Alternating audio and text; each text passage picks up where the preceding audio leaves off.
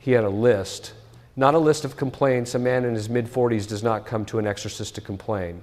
It was a piece of paper folded in thirds, creased at the edges from having been opened and refolded many times. He set it on the table between us without a word. 7 entries, dates, each one followed by a brief description. A position applied for 4 separate times, a business partnership initiated. A discernment for marriage that ended when a woman simply stopped returning calls with no explanation anyone could offer. Next to each entry, a single word or phrase in his handwriting, frozen, dissolved. Never called, withdrawn, reopened. He had kept this record because some part of him recognized that what was happening was not ordinary. A run of misfortune is ordinary. 7 years of interrupted thresholds is a pattern, and he was Catholic enough to know that patterns have causes, and Catholic enough to have run out of the ordinary ones. He set the paper down, folded his hands, and waited. There was no desperation in the way he sat. The desperation had gone years ago. What remained was something quieter, patience, exhausted, and replaced by something that had learned to wear its face. That is what I want to talk about today. Not the dramatic confrontation, the long, quiet interference that keeps a soul's breakthrough perpetually one step away. My name is Father Chad Ripperger. I am a Thomistic philosopher and a priest, and one of a small number of formally trained exorcists still active in the Catholic Church. I did not select this ministry. It was assigned. I have carried it for more than 2 decades in rooms that do not look the way films suggest. A table, 2 chairs, a crucifix on the wall, a person across from me who has exhausted every ordinary explanation.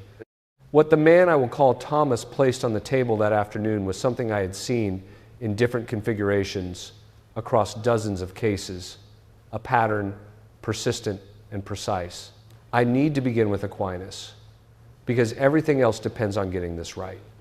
In the Summa Theologiae, questions 50 through 64 of the first part, Aquinas works through the nature of the angelic intellect with the precision that belongs to him.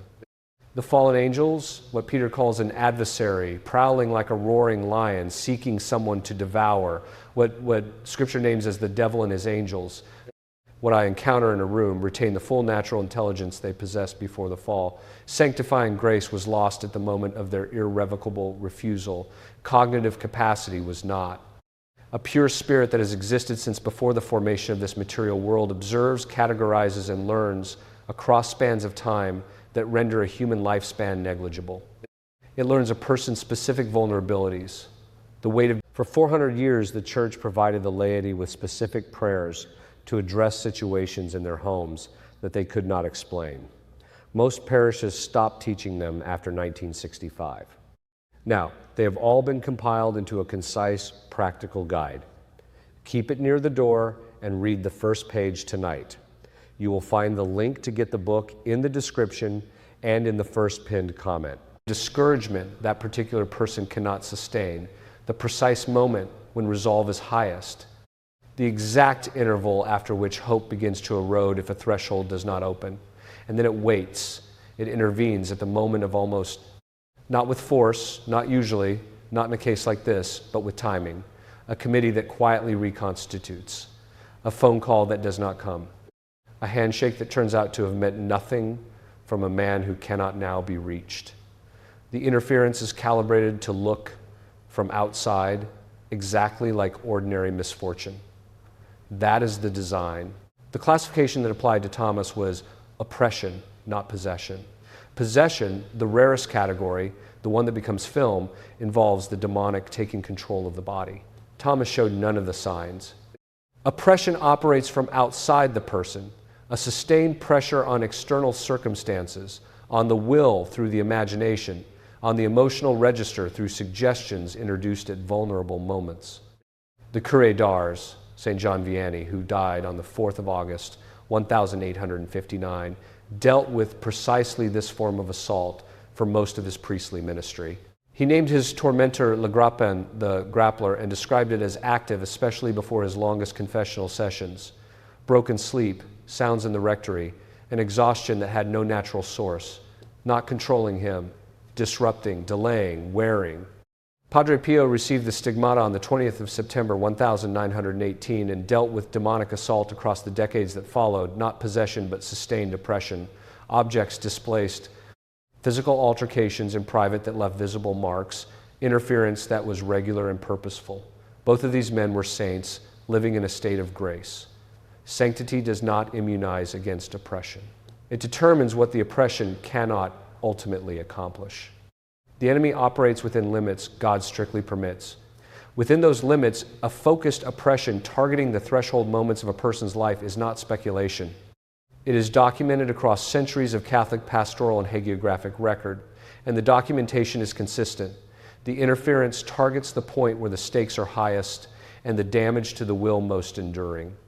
The door, in Thomas's case, emerged after 40 minutes of conversation. His grandmother, on at least 2 occasions he could name, had consulted a curandera, a folk healer, operating outside the framework of Catholic prayer. Invoking assistance from sources she did not identify as God or the saints, Thomas did not know what was asked or what was done at those meetings. His mother had separated from that practice before his birth and had raised him in the faith. The thread appeared thin. But in 2 decades of this work, threads of this kind appear consistently in the background of cases that look from outside like nothing more than a relentless and unexplained run of bad luck. Folk healing practices that invoke powers not identified as God or the saints open what Catholic demonology. St. Thomas Aquinas wrote more than a dozen questions on how fallen angels operate. Most Catholics have never read one line of it. This archive gathers that teaching, the 1,614 rite, and 4 centuries of documented cases into a single reference. Read it slowly, 1 chapter a night. You will find the link to get the book in the description and in the first posted comment. Theology identifies as a legal foothold. The Catechism of the Catholic Church addresses this directly. Canon law addresses it. The Roman ritual of 1614, the rite of exorcism I work from, includes inquiry into ancestral occult involvement as a standard part of the initial assessment. Not because we are superstitious, but because such involvement creates a real disorder in the spiritual order that the demonic can legally exploit. The generational dimension appears explicitly in Exodus chapter 20. This is not a punitive arrangement. It is a description of how the consequences of disordered choices propagate through the natural and spiritual fabric of a family, the way a structural crack in a foundation behaves differently than a surface mark. The good news is that the same order that permits the foothold specifies the remedy with complete precision. The Church has not left this unaddressed. I asked Thomas about discouragement, not whether he felt that that was self-evident, and a man who has been waiting for 7 years does not need to be asked if he is discouraged. I asked whether, at his lowest points, he had concluded that perhaps this was simply how God intended his life to be. Whether he had begun to treat the desire itself as the problem, as a disordered attachment, a spiritual immaturity he needed to surrender, he looked at the table for a long moment before he answered. He said yes. More than once, he had told himself that a truly submitted Catholic would want nothing but what God placed directly in front of him. That the repeated failure was God's message to stop pressing at the door. He had nearly convinced himself he was 3 months, maybe 4, from permanently laying down what he had been pursuing. This is the second dimension of the mechanism, and it is the more dangerous of the two. The external interference closes the door. But the interior work, the suggestion introduced at the moment the will is most fatigued, dressed as a spiritual insight, is designed to produce the one outcome. External interference cannot guarantee voluntary withdrawal. The enemy cannot take what you refuse to release, but it can make releasing it feel like an act of holiness. That inversion discouragement presented as submission, the closing of the will disguised as contemplative detachment, is among the most sophisticated strategies I have encountered in this ministry, precisely because a serious and pious person is most susceptible to it. They will receive the suggestion through the filter of their own best instincts and conclude that the thought is coming from God. Thomas had not named this in confession, not because he was dishonest, because it had not presented itself to him as something to confess. He had confessed discouragement as a mood. He had not identified the near surrender of his legitimate pursuit as a temptation he had entertained. He had not named the ancestral tie because he had not known it was relevant. These gaps unspecific, unnamed, not brought under the authority of the sacrament, are what the enemy constructs its legal claim from. A vague confession is not a closed account. I want to be precise about what I can claim. I do not know in any individual case the full scope of what God permits or why. I work with what is documented, what I have observed across 2 decades, what the church's tradition anchors in the rite and the sacraments, what pastoral experience confirms across different people in different years. Thomas's case is composite name, occupation, and identifying details altered as they must be. The pattern is real. I have seen it enough times to describe it with confidence. The turn in Thomas's situation began not with a dramatic confrontation, though I eventually assisted his confessor with a prayer of deliverance, but with the systematic removal of the foothold and the restoration of the sacramental life that should always have been the barrier. First, confession. Not a routine examination, but a thorough one, naming specifically any involvement, however remote, however indirect, however innocent it seemed at the time, in occult or superstitious practice, his own and his family's, insofar as he was aware of it. John chapter 20, verse 23, whose sins you shall forgive, they are forgiven. The absolution reaches across what the enemy has constructed from unconfessed material. Specificity closes gaps that generality leaves open. Thomas had confessed regularly for his entire adult life. He had never specifically named any of this. The first confession that did thorough, particular, unhurried, produced what he described to me afterward as the sensation of something releasing in the center of his chest. I cannot quantify that. I have heard equivalent descriptions dozens of times from different people in different circumstances. I have stopped being surprised by it. Second, the Eucharist received worthily and with deliberate preparation. The real presence, the actual body, blood, soul, and divinity of Christ in the consecrated host. Not a symbol, not a memorial. The living Christ is intolerable to the demonic in a way that nothing else is. This is not a devotional sentiment I am offering you. It is the consistent observation of the exorcist tradition across centuries, registered in the Roman ritual itself, corroborated in the clinical record of Dr. Richard Gallagher, a board-certified American psychiatrist and Catholic who has written on his direct experience accompanying and consulting with exorcists. A single worthy reception does not end a sustained oppression immediately. The ground shifts. The legal authority that has been sustaining the interference weakens. The foothold begins to lose its purchase. Third, sacramentals, holy water, blessed with the traditional formula that includes an exorcism of the water itself, applied to the thresholds and corners of the home, a blessed crucifix on the wall, an image of Our Lady, the removal of any object in the house connected to occult practice or gifted through that chain. These are not decorative choices. The Church's sacramentals extend the sacramental order into the physical environment through the formal blessing of a priest acting in persona Christi. They carry the Church's authority. The demonic responds to that authority not because the objects possess magical properties, but because they are real extensions of a real jurisdiction. Fourth, the prayer to Saint Michael the Archangel, not only the short form, but the longer form composed by Leo XIII, following a vision he received in 1884, which includes an explicit exorcistic petition. Pray daily with deliberate intention. Saint Michael holds a specific office in relation to spiritual combat that is not symbolic or metaphorical. The evidence is in Jude verse 9 and Daniel chapter 10. The Church's consistent tradition of invoking Michael, specifically in cases of demonic interference, is grounded in the scriptural and theological reality of angelic offices and in the practical experience of those who have worked in this ministry.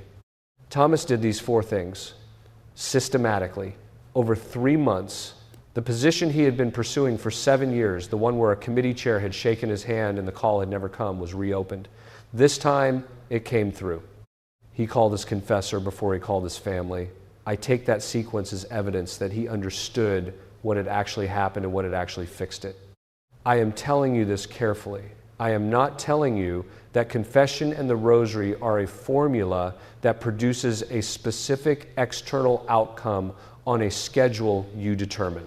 God is not a mechanism, and providence is not a vending machine. What I am telling you is that the foothold was real. that the Catholic remedy removed it, and that the breakthrough, which had been perpetually one step away, was no longer blocked once the interference was gone. Whether the same pattern addressed with the same remedy produces the same external resolution in your case is between you and God. What the remedy does, reliably, is remove what should not have been there. After that, you are in God's hands. That is where you should want to be. Now I need to address why I am seeing this at the scale I am seeing it in 2026.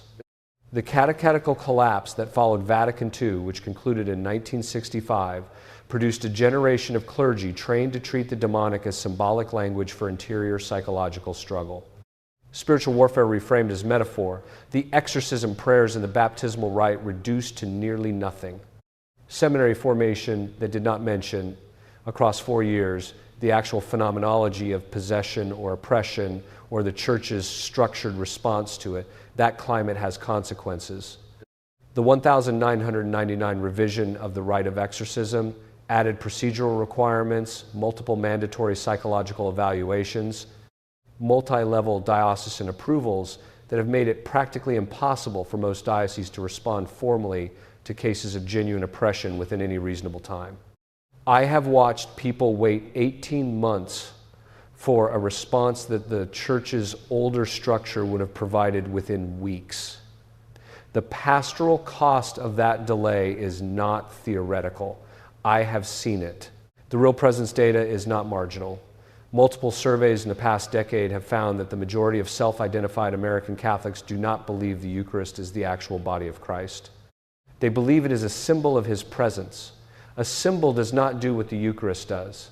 The demonic does not respond to a symbol. A person who approaches the altar without faith in the real presence is not receiving the full spiritual protection that the Eucharist is designed to provide. I do not condemn those people. They were not taught.